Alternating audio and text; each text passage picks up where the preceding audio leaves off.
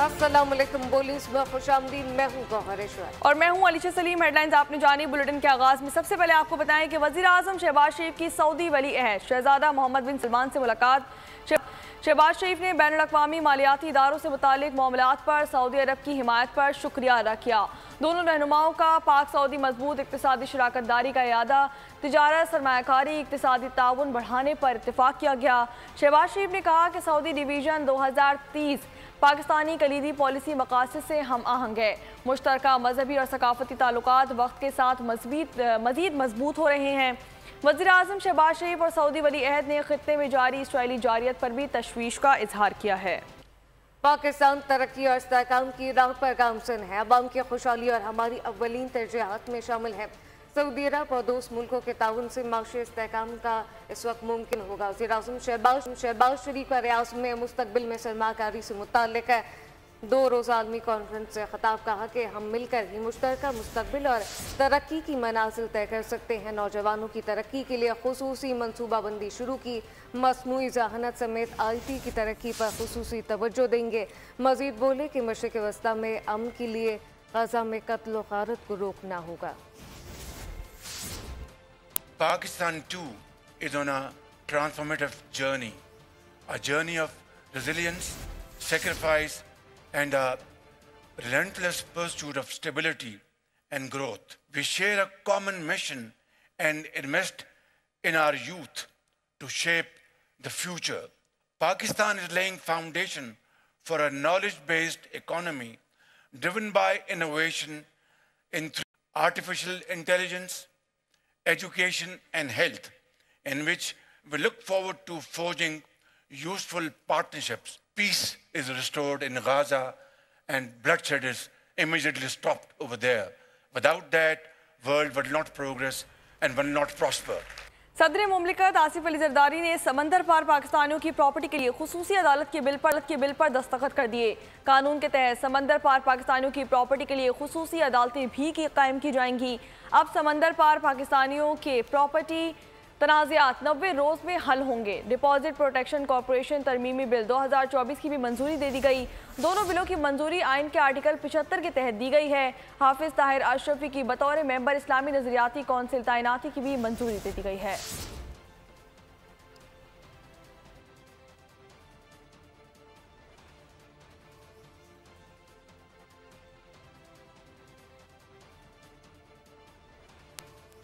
Supreme court में जजेस की तादाद 17 से बढ़ाकर 23 करने की तैयारी कर ली गई। जजेस की तादाद में इजाफे से मुताल्लिक है बिल जुमे को कौमी असम्बली में पेश किया जाएगा।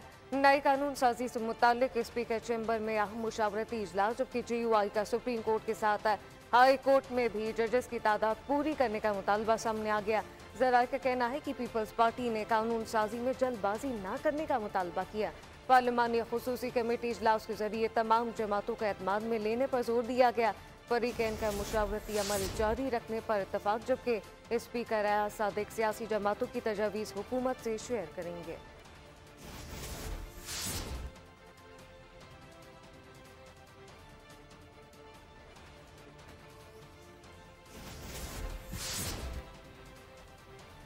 जजेस की तादाद 17 से 21 करें या 24, हमें कोई एतराज़ नहीं। तहरीक इंसाफ के सेक्रेटरी जनरल सलमान अकरम राजा की गुफ्तगू।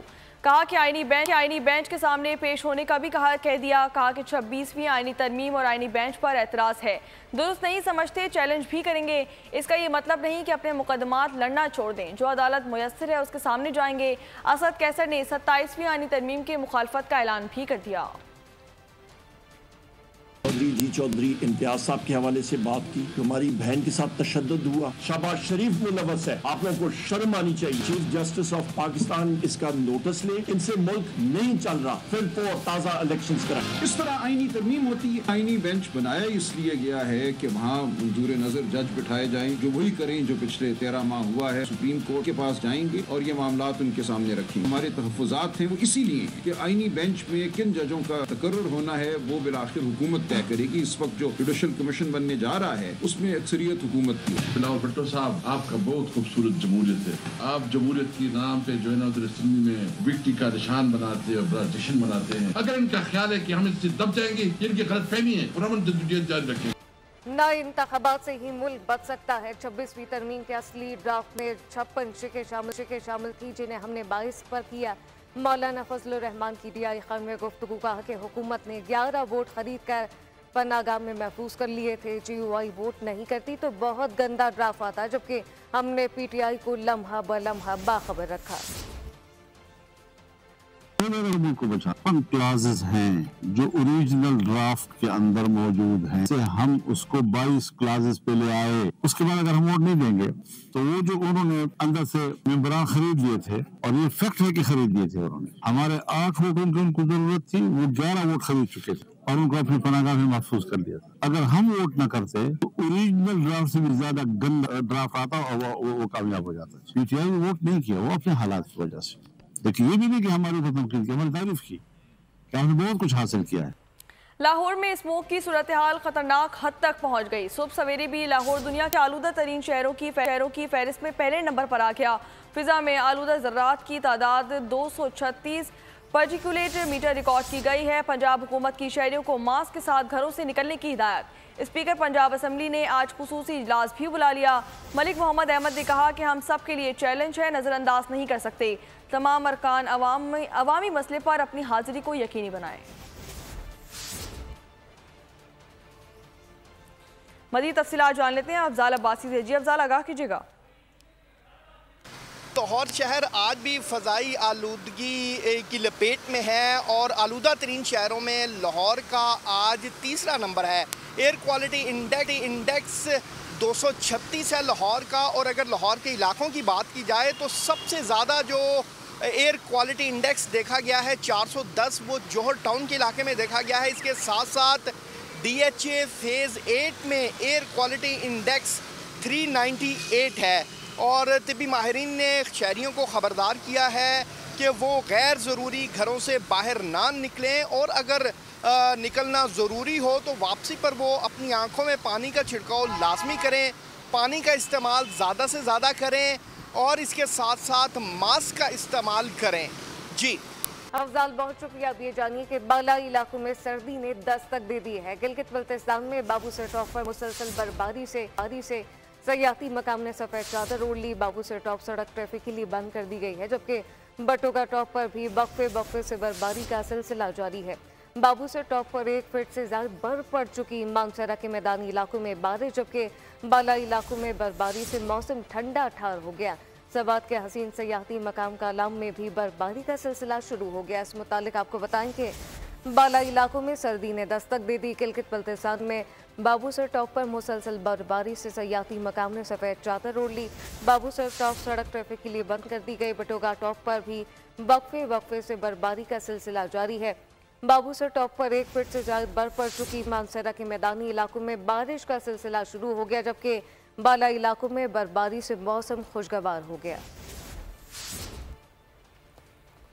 आगे बढ़े अब आपको बताएं कि तर्जुमान अमरीकी महकमा खारजा मैथ्यू मिलर से सिख रहनुमा पर कातिलाना हमले में मुलविस भारतीय एजेंट की हवालगी पर सहाफ़ी का सवाल।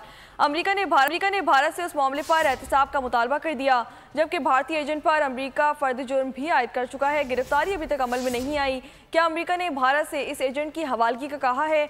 मैथ्यू मिलर ने जवाब दिया कि जब हवालगी का सवाल आता है तो महकमा इंसाफ से रुजू करने का कहता हूँ। अमरीकी इंतखाबात में 6 रोज बाकी। अर्ली वोटिंग में 5 करोड़ से ज्यादा वोटर ने हक राहदही इस्तेमाल कर लिया। ट्रंप और कमाला लफ्जी गोलाबारी जारी है, जबकि कमाला हैरिस ने 6 जनवरी के कैपिटल हिल हमले के मकाम पर बड़ी रैली निकाली। कहा कि ट्रंप 6 जनवरी को अपने नायब सदर तक को कत्ल करवाना चाहते थे। ट्रंप जीत गया तो मुखालफिन को जेलों में डाल देगा। मैं जीती तो मुखालफिन को टेबल पर लाऊंगी। डोनाल्ड ट्रंप ने कमाला हैरिस को तारीख की बदतरीन नायब सदर करार दे दिया। अमेरिका इलेक्शन कमला हैरिस के लिए बड़ा धचका। ट्रंप का करीबी साथी जेल से रिहा हो गया। ट्रंप के साबिक मुशीर स्टीव बैनन ने 4 माह कैद का जिम्मेदार कमला हैरिस को करार दे दिया। कहा कि कमला Harris, Nancy Pelosi, mat garland के सियासी इंतकाम का निशाना बना हूँ। ट्रंप इलेक्शन चोरी होने से बचाएं। स्टीव बैनन को कैपिटल हमला केस में तौहीन कांग्रेस पर कैद की सजा सुनाई गई थी। अर्ली वोटिंग में 5 करोड़ अमरीकी शहरियों ने हक रायदही का इस्तेमाल कर लिया। मईशत के मैदान से अच्छी खबर आ गई है। एशियाई तरक्याती बैंक ने पाकिस्तान के लिए $50 करोड़ कर्ज की मंजूरी दे दी। रकम मौसमियाती तब्दीली और डिजास्टर रिस्क के मंसूबों पर खर्च होगी। वजीर खजाना ने सदर ADB से मुलाकात के दौरान दरख्वास्त की थी। बात करेंगे कुछ खेल के मैदान से, तो आपको बताएं कि ऑस्ट्रेलिया के खिलाफ वाइट बॉल सीरीज के लिए कौमी स्क्वाड का दूसरा ग्रुप भी बरास्ता दुबई और ऑस्ट्रेलिया रवाना हो गया। कप्तान मोहम्मद रिजवान, साइम अयूब, सलमान अली आगा, आमिर जमाल, अब्दुल्ला शफीक, इरफात मिनहास, हसीबुल्ला, कामरान गुलाम भी शामिल है। टीम मैनेजमेंट के अरकान भी ऑस्ट्रेलिया रवाना हुए। बाबर आजम, शाहीन शाह अफरीदी, नसीम शाह समेत 7 खिलाड़ी पहले ही मेलबर्न पहुंच चुके हैं। फ़खर जमान बेहतरीन खिलाड़ी हैं, इनकी कमी महसूस होगी। कप्तान मोहम्मद रिजवान की कराची में मीडिया से गुफ्तगू कहा कि क़यादत संभालते ही टीम में तब्दीली आ जाए मुमकिन नहीं। भारतीय क्रिकेट टीम को पाकिस्तान आना चाहिए। चेयरमैन PCB मोहसिन नकवी कहते हैं कि फ़खर जमान टीम में होंगे या नहीं ये सिलेक्शन कमेटी डिसाइड करेगी। किसी प्लेयर के इंतखाब में दखल अंदाजी नहीं करता। गैरी क्रिस्टन से मुआहिदा तोड़ा, ना आकिब जावेद से मुतालिक कोई फैसला किया। बुलेटिन के अख्ताम में आपको बताएं कि मारूफ मौसीकार ख्वाजा खुर्शीद अनवर की 40वीं बरसी। अजीम संगीतकार ने कई लाजवाल गीतों की धुनें तरतीब दी।